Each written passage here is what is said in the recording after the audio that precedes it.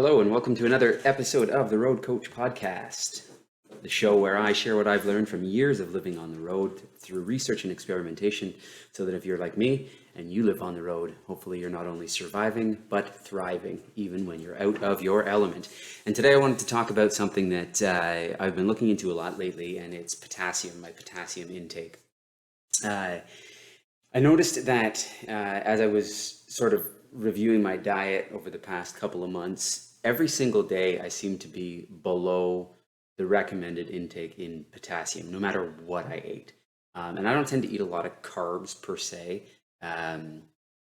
although I'll eat lots of fruits and vegetables, but I don't typically eat like a lot of starchy carbs like potatoes, for example. And I was trying to figure out why I was so low in potassium at the end of every single day and what it could potentially be doing to me to not figure out how to get the recommended daily allowance of potassium. So I did a little bit of research and tried to figure out how I tweak this for myself. And so if you're interested in optimizing your diet, especially when you're on the road, this might be helpful to you.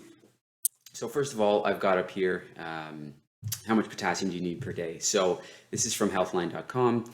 Potassium is an essential mineral for health, getting between 3,500 milligrams and 4,700 milligrams a day from tomatoes, spinach, sweet potatoes, and other fruits and vegetables may lower your risk for kidney stones, stroke, and high blood pressure.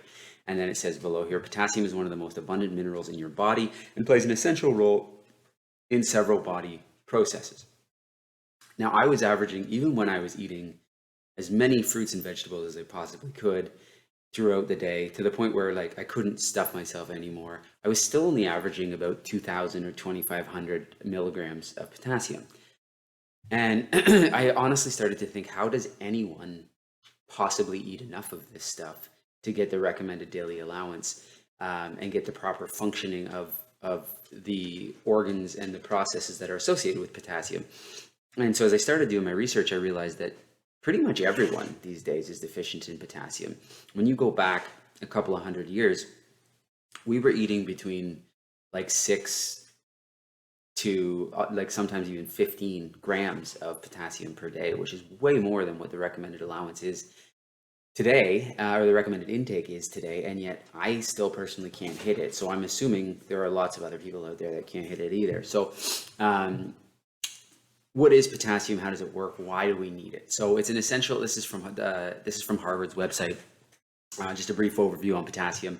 It's an essential mineral that is needed by all tissues in the body, sometimes referred to as an electrolyte because it carries a small electrical charge that activates various cell and nerve functions. It's found naturally in many foods and as a supplement. Its main role in the body is to help maintain normal levels of fluid inside our cells. Sodium, its counterpart, maintains normal fluid levels outside of cells. Potassium also helps muscles to contract and supports normal blood pressure. So not only is it very important, but it also helps to maintain your hydration levels and the hydration inside your cells. Potassium and sodium have a very symbiotic relationship. And if you have high sodium intake and not enough potassium, you can increase your risk of heart disease. And increasing your potassium levels actually helps you shed excess water when you're retaining it from too much sodium. So they kind of work together to balance each other out, but in different ways. The next thing I pulled up, this is from the British Medical Journal, the BMJ, which is one of the most reputable journals on nutrition and health in the world. And this is back from 2001, but it's just a clinical review of the beneficial effects of potassium. And I just wanted to take in some of these summary points here. So we have a baseline of really everything that potassium does in our body and why I think we should all be taking more of it. First thing here is that increasing potassium intake lowers your blood pressure in both hypertensive and normotensive people. So if you're someone who has high blood pressure naturally, a lot of people as they get older, they get higher blood pressure, or again, if they have a very high salt diet or highly processed diet, they tend to have higher blood pressure. So getting more potassium in your diet can help reduce that blood pressure. Increasing the potassium intake and reducing your sodium intake are additive in lowering your blood pressure. High potassium intake reduces the risk of stroke and prevents renal, vascular, glomerular, and tubular damage. I can't believe I butchered that word, but I should have practiced it before I started. Increasing potassium intake reduces urinary calcium excretion, which reduces the risk of kidney stones and helps prevent bone demineralization.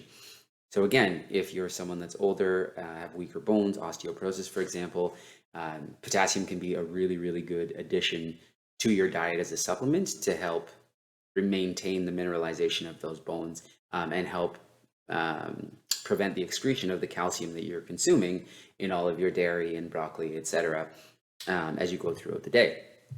Increasing serum potassium concentrations reduces the risk of ventricular arrhythmias in patients with ischemic heart disease, heart failure, and left ventricular hypertrophy.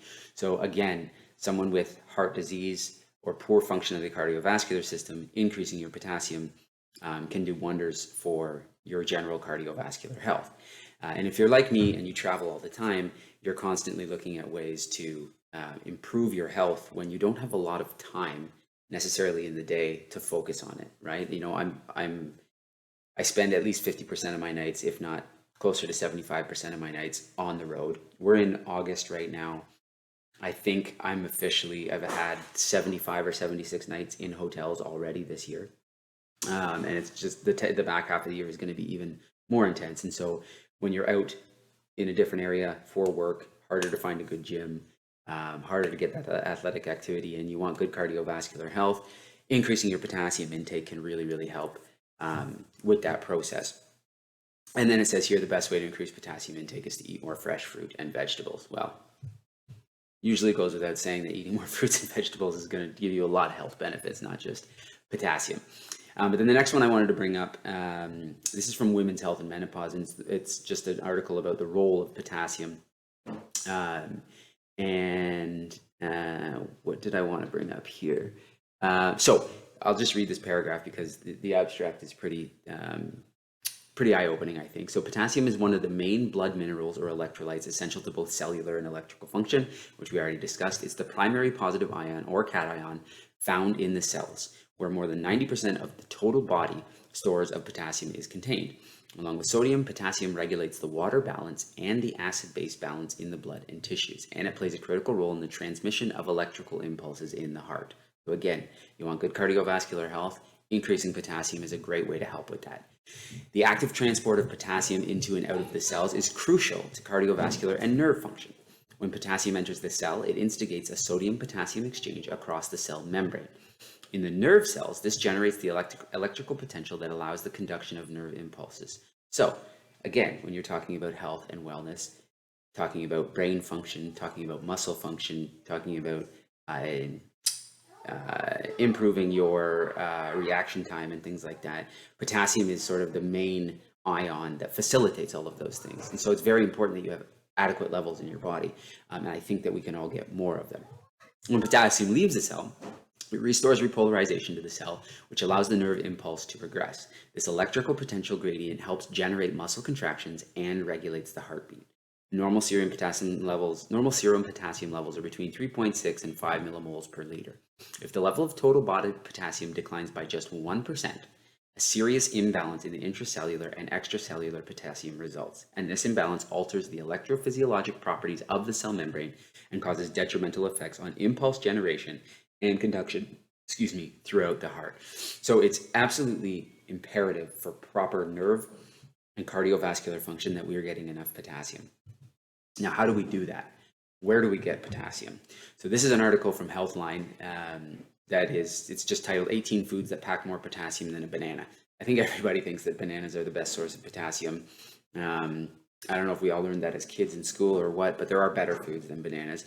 And it's got a list here. I just wanted to go through them because, like a similar episode that I've done on a couple of different nutrients, it's very difficult to eat enough potassium, even if you focus on it.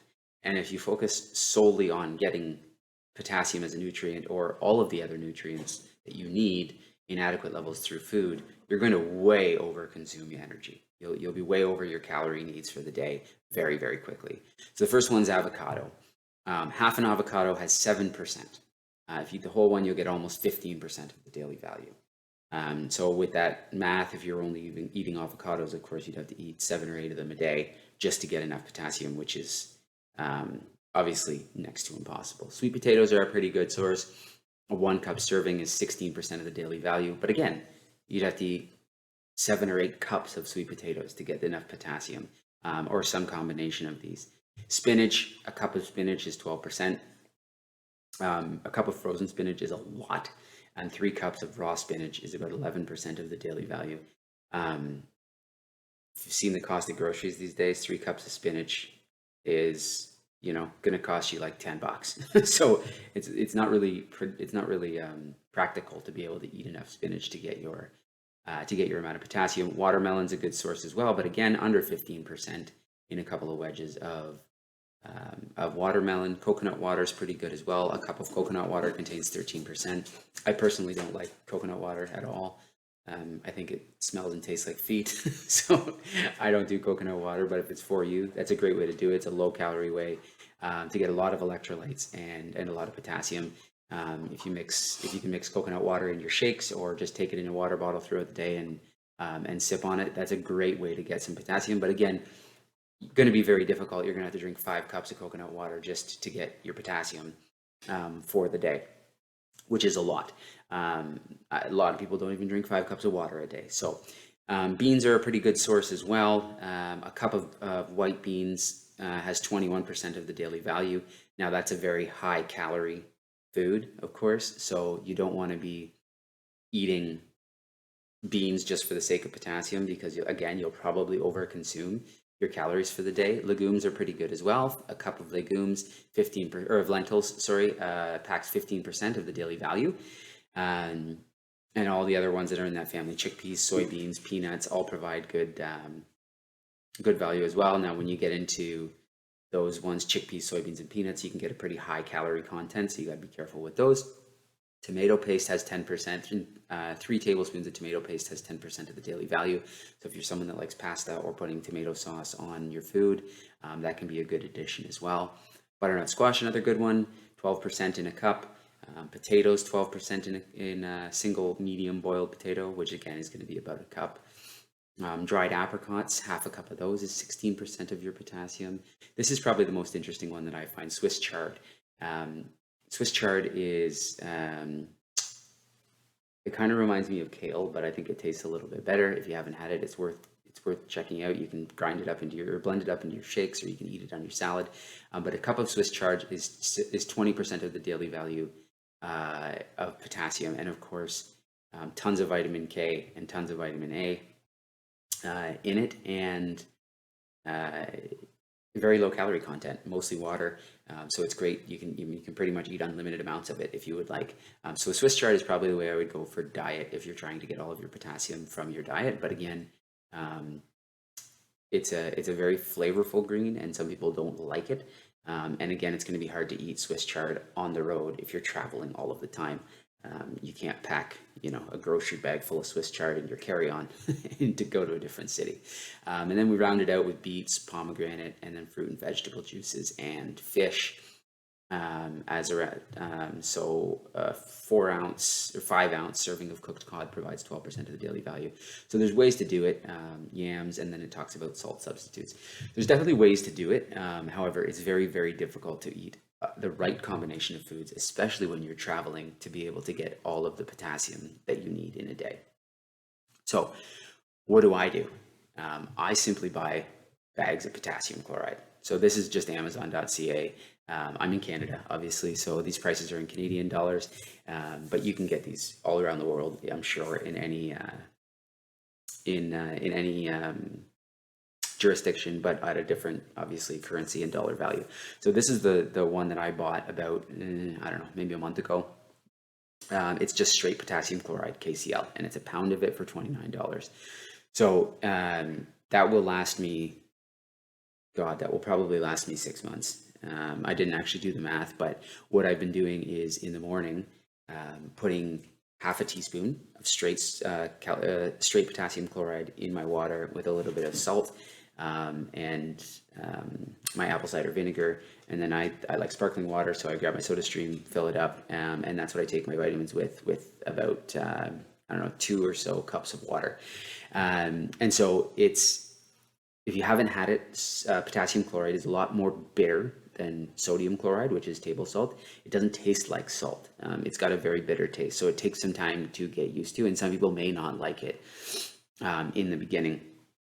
But that half a teaspoon that I put in my water in the morning gives me, when I did the math, gives me about 2,500 milligrams of potassium right first thing in the morning.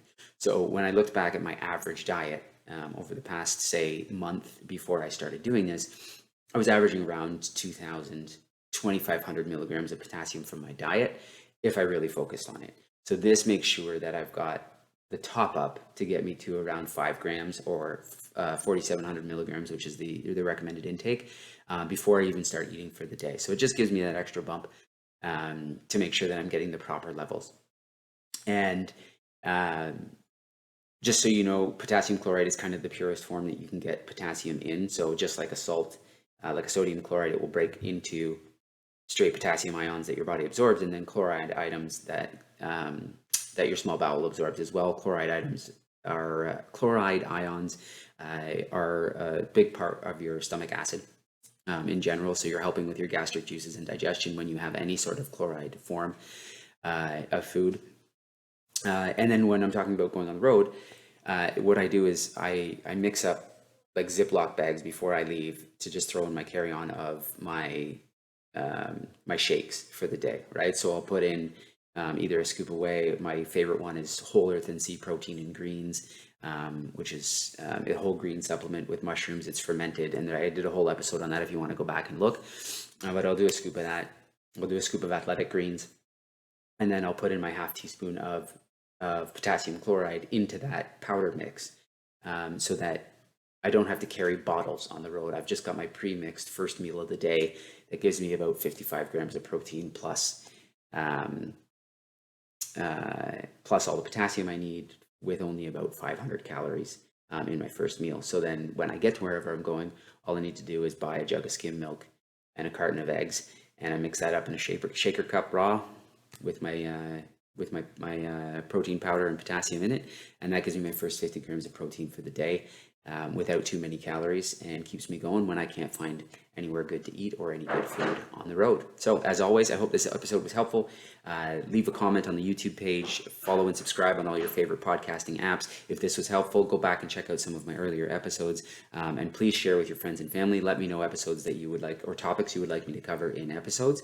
And if you know anyone that you think would be a good guest on this show that travels as much as I do, and we can share tips and tricks and do interviews, feel free to send them my way. As always, if you live like me on the road all the time, I hope you're not only surviving, but thriving, even when you're out of your element. Cheers.